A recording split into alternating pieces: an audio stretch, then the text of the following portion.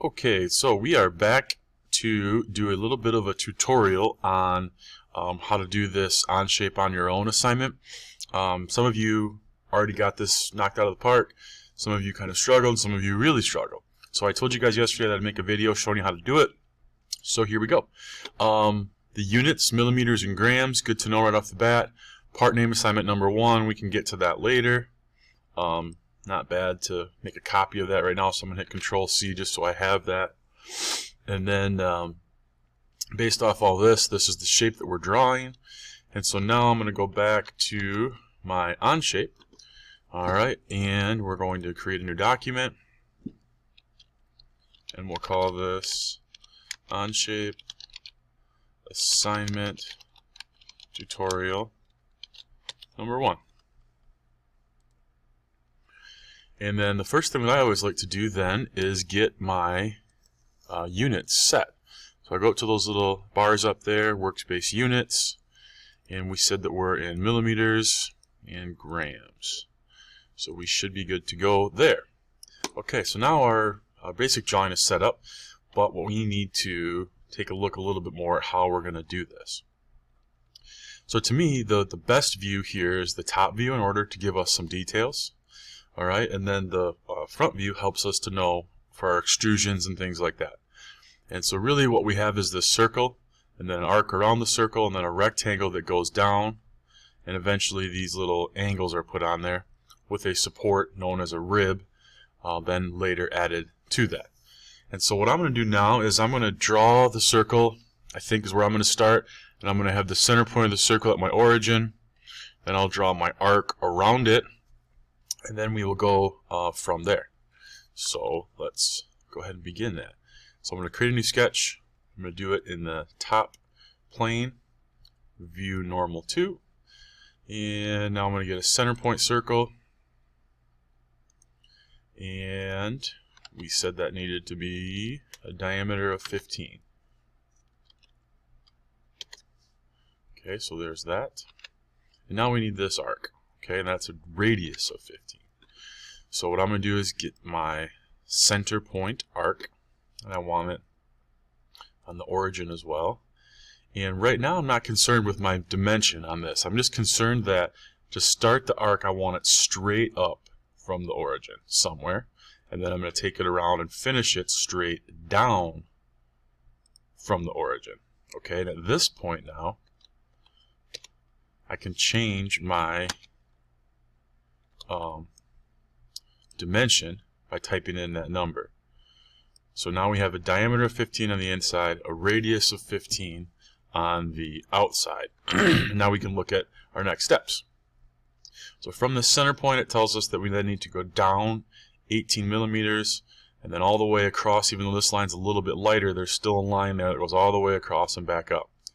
And as far as the measurement here goes, that's already set by this radius. So it's from here to here. And so if my radius is 15, that means that my diameter from this point to this point all the way across is 30. So all I need to do now is take a line tool. And I'm just going to, right now, it doesn't even matter my measurements. I'm going to hover on that, slide over so that it's both, and bring that back up. And then I'm going to hit D for my dimension tool. And from that center point to that, we said was 18. Okay, so now this surface is done as well. I'm not going to worry about this rib yet. So I'm going to picture this whole rectangle from here to here, back down, and back. And I know that that total is 60 millimeters. So let's go back here, grab a line tool again. And again, I don't really care what my measurement is yet. I'm just going to go down and keep it nice and straight. And now I want it to, I'm going to wake this up by hovering over it. Let it kind of infer its way down. And now that rectangle's in there. Hit D for dimension. And from here to here, we know is 60. Right? So from our center point to our end is 60. So now we have the basics of this shape constructed. Now let's look at our front view. The back, this little arc and flat surface right here gets pulled a total of 30 millimeters. And the base, the bottom here, only goes 6 millimeters. So if I go ahead and just confirm this, and now let's get to isometric, and let's do an extrusion. So I'm going to pull this up, and I want it 30. Alright, I'm good. Need to do another extrusion, but I need to see that sketch first, so I check the eye. And this one's just going to be 6. And we want it to add to it, not new, just add to it. And there we have our basics of our sketch, and I can go ahead and put that one back to sleep. Now the next thing we need to worry about adding is this rib. And so it's centered 7 millimeters from this top corner down to this bottom corner. So it's from this line to this line, okay? And here's where we want to look at some things. So if you think about how we drew this, since we centered it on our origin, the front plane divides the whole way down this object. And so if I draw a rib in there, that is where I can then extrude it. So I'm going to hit sketch, create a new sketch. I want it to be on the front plane, and now I want to zoom normal to. So anything I draw is actually going to be drawn in this view, right, from this front view, but it's going to be in the center of my object because that's the plane that I chose. And now I zoom in here, and I have a problem. I'm trying to draw this line from here to here, right, but nothing's happening. So that means I need to wake these lines up to use them. So I'm going to go ahead and hit the use tool instead of my line first, and I'm going to use that line and that line. Okay, and I can turn that off, go back to my line tool, and then I just connect this, and that turns gray, and now I'm good to go there as well. Whoops, got the wrong one. Alright, and so now we need to extrude this to make this a feature in what we have. So we pick the extrusion, this surface, we're adding it to it, and I want this to be symmetric. And then according to this, we need it to be 7. So I hit 7 here. Alright, and now you can see it's going both ways, so it's staying centered because this front plane was centered. So let's go ahead and look at it from the right.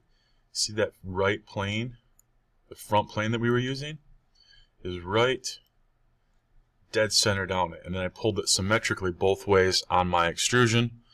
And I can go ahead and accept that. And then let's go back to the isometric. Okay. So last thing we need to do then are do these little corners off here. And they're 9 millimeters, 45 degrees little chamfers. Could have we drawn that in this sketch? Sure. You can do that if you want to do all that measuring. That's totally fine. But I think there's a little bit easier way with this chamfer. So I'm going to select this and this, and I want that to be 9 millimeters, and I'm done. Just like that, by using that chamfer tool, made life quite a bit easier. So there's my object, and we should be good to go now. The one thing that we did in the beginning, remember we copied what that was called, so we can come down here and we can rename it.